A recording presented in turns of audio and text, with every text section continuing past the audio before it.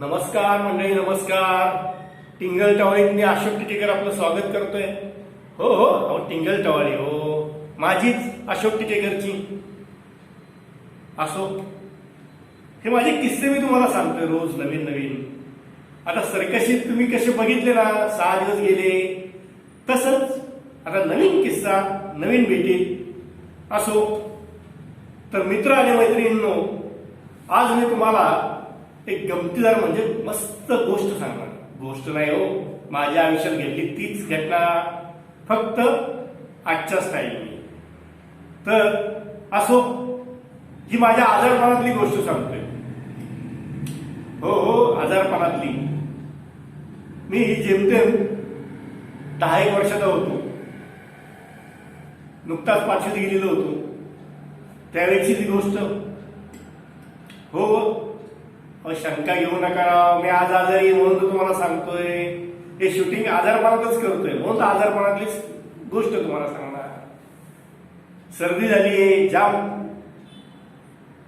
आवाज बघा कसा बसलेला आहे. असो, अशी स्थिती माझी त्यावेळेस झाली होती. शाळेत मी आपला कसा बसा गेलो, जाम सर्दी झालेली, डोक्यात पाणी काय, पाऊस मी म्हणतोय, आणि ताप पण आला होता मला. पण 8 साली मी शाळेत गेलो. मला शिक्षणाची फार आवड ना, त्यामुळे 8 करून मी गेलो शाळेत. आई म्हटली जाऊ नको, अण्णा म्हटले जाऊ नको. नाही अभ्यास बुडेल माझा, मी जातो शाळेत असं म्हणून मी गेलो एकदाचा शाळेत. एकदाचा म्हणजे परत यायला गेलो बरं का, कायमचा नाही गेलो. तुम्हाला वाटायचं कायमचा गेलो, काय कायमचा नाही बाबांनो. गेलो, परत आलो संध्याकाळी. दिवसभर माझ्या अंगात ताप होता, सर्दी जाम झालेली होती, डोकं दुखत होतं, खोकला येत होता.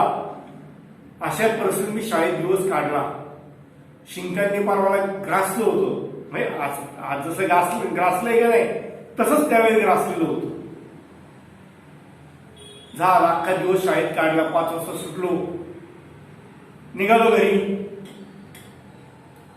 आता घरी जाताना नीट जायचं का नाही शांतपणे, आजारी आहे ना. पण कसलं काय आजारपण, कसलं काय. अहो, रस्त्याने जाताना याला टपल्या मार, त्याला टपल्या मार, त्या पुढच्या वेळेला दोरे बांध, तिच्यात याला कागद बांध, असं करत करत मी घरी गेलो. जाताना खोड्या केल्याच, आणि घरी जाता जाता शनीच्या आईच्या तिथं बटर घ्यायला काही विसरलो नाही. घरी गेलो, आईला म्हणलं चहा कर, मला बटर खायचे. आई म्हटली अरे मेल्या, तुझा वैताग आलाय आम्हाला, चहा कर, हे कर, ते कर, आता काय बटर घेऊन आलास का? हो म्हटलं. आता बटर चहा खाणार होतो. आई म्हटली असं करतो, आता नारायणच्या हॉटेलमधून भेळ घेऊन ये, भेळ, मटकी भेळ मस्त लागते, हे तुला तोंडाला चव येईल, हे बटर बिटर दे, नको खाऊ. दिले आईने, 1 रुपया दिला. आम्ही पटके खिशात घातला, गेलो नारायणच्या हॉटेलमध्ये. नारायण म्हणून नारायण नारायण. आता तो मोठा होता, पण नातेने माझा तो मेवणा लागत होता तसा. तो कुंभाराचा होता, त्याच्या मामाला मी मामा म्हणायचा, नाही असा ते नातं होतं. ठीक आहे, मग त्याच्याकडनं 1 रुपयाची भेळ घेतली, कांदा घेतला, त्यात सगळं म्हणजे मटकी बिटकी टाकली, मिरच्या 2-3 घेतल्या, आलो घरी. घरी आल्यानंतर माझ्या बहिणी होत्या सगळ्या. आई म्हटली तू खा आणि बाकीच्यांना 1-1 घास दे. मी म्हटलं नाही आई, त्यांना तू वेगळे पैसे दे, ही अख्खी भेळ मी एकटा खाणार. आता आजारी होतो, ताप येतोय, म्हणजे ताप आलेला, सर्दी झालेली, खोकला झालेला, अशा स्थितीत मी 2 मिरच्या त्या खाल्ल्या. बघा, आणि ती मटकी भेळ एवढीशी होती, एवढी म्हणजे बरीच मोठी होती, बरीच आलेली होती. ती सगळी मी एकट्याने संपवली. माझ्या बहिणीला आईने पैसे दिले, जा तुम्ही तुमचं घेऊन या म्हटले. हा काय देणार नाही, नका वाद घालू याच्याशी. मी ती भेळ वगैरे खाल्ली, मिरच्या आणल्या, कांदा आणला, आणि आईला म्हणलं आता तरी सुद्धा मला तू चहा दे, मी बटर खाणार. आता गरम गरम आईने चहा केला, ते बटर कुचकळून खाल्ले आणि मग आधीच 3 प्रकारचा आजार, सर्दी, खोकला आणि ताप, हो त्या मिरच्या मी खाल्ल्या अशा स्थितीत. त्यामुळे झालं ना 2 नंबर सुरू पातळ. काय झालं, पाऊस पडतोय तरी चालू आम्ही डबा घेऊन. आजारपणाला आणखी ती भर पडली. अख्खी रात्र आई त्या मिठाच्या पट्ट्या ठेवायची गार पाण्याच्या पाया डोक्यावरती, तळपायाला पट्ट्या लावायची. रात्रभर आईचा कार्यक्रम चालू होता. आई म्हणते आत्ताच ताप उतरल, नंतरच उतरल. रात्री काय माझा ताप उतरला नाही. शेवटी मला सकाळी 8-8:30ला कोठाडी डॉक्टरकडे घेऊन गेले. आमचे फॅमिली डॉक्टर हो कोठाडी या. अण्णा होते, आई होती. डॉक्टर म्हणजे याला गोळ्यांनी काही फरक पडणार नाही आणि हा काय गोळ्या खात नाही, त्यामुळे गोळ्या काय देत नाही, इंजेक्शन देतो ना. 2 इंजेक्शन दिली की हा ठणठणीत बरा होईल. आता इंजेक्शनची मला फार भीती असायची, भीतीच वाटायची. काय डोकं फिरायचं, इंजेक्शन म्हटली मला डोकं फिरायचं. मग आता बरं वाटावं म्हणून काय करायचं, चला डॉक्टर म्हणून द्या इंजेक्शन. मग ते शरीर तापवलीत का नाही, इंजेक्शन तापवले का नाही, सगळं गरम केले का नाही ते बघायचं. आता ही लहानपणापासून ती खोड होती की डॉक्टर व्यवस्थित करतोय का. डॉक्टरने मग 2 इंजेक्शन दिली आणि लागले गोळ्या द्यायला. म्हणजे डॉक्टर तुम्ही काय म्हटलात, गोळ्या देत नाही, इंजेक्शन देतो याला, मी नाही गोळ्या खाणार. शेवटी आईला म्हटले बाई याला जा घरी घेऊन, या इंजेक्शननी बरं वाटेल त्याला. आईने शेवटी मला घरी नेलं.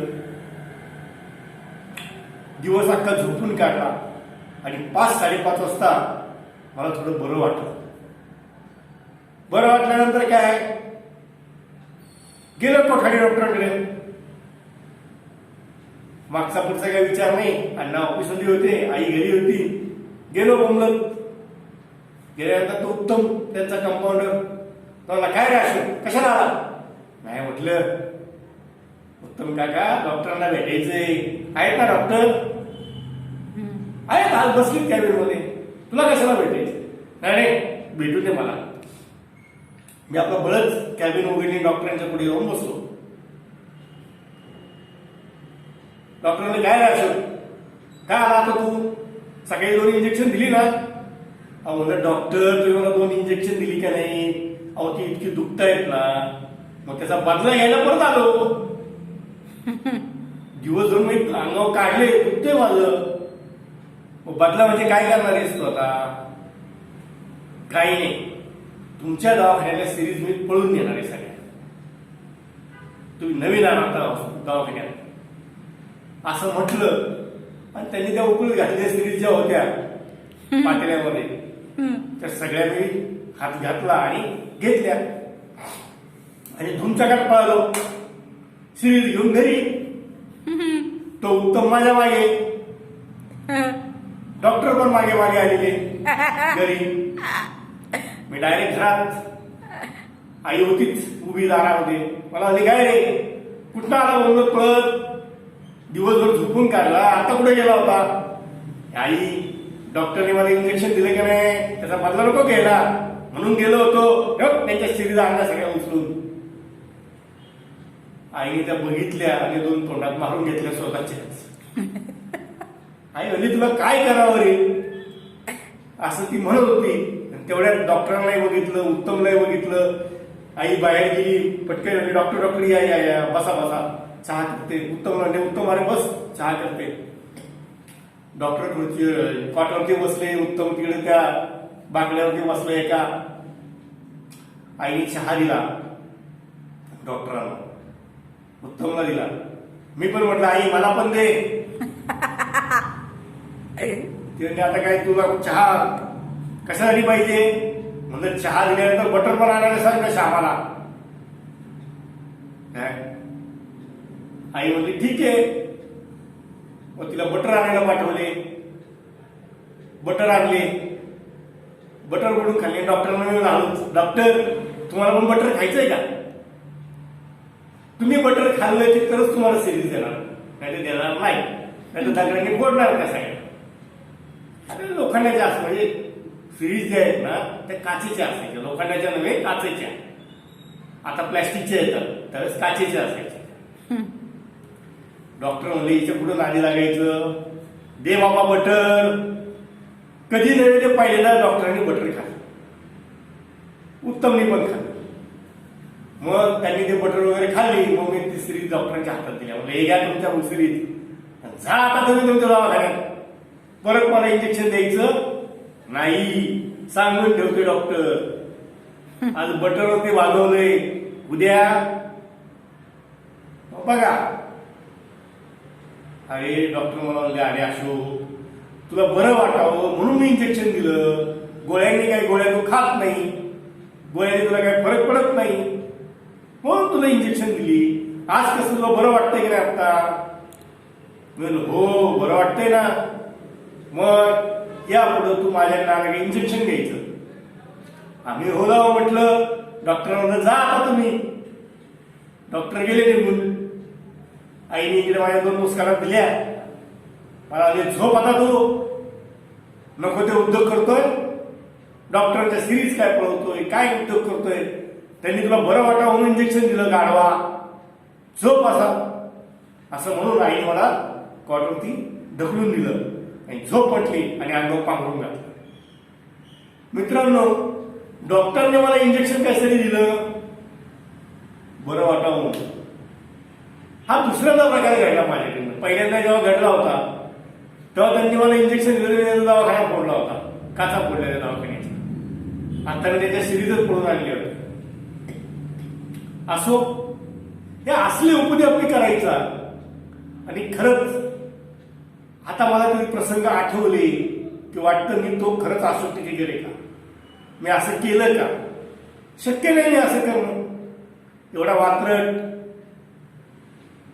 आणि बेकार असं मी असेल का, असं मला राहून राहून वाटतं. तर असो, हे बघा अशा शिंका यायच्या त्यावेळेस. अशा जोरात जोरात शिंका चालूच होत्या. माझी सर्दी काय हटत नव्हतीच त्यावेळेस, पण ताप कमी झाला होता. तर मित्र आणि मैत्रिणींनो, आजची माझी ही टिंगल टावळी तुम्हाला आवडली असेल तर लाईक करा, शेअर करा, सबस्क्राईब करा आणि ती बेल आयकॉनची घंटी वाजवायला विसरू नका.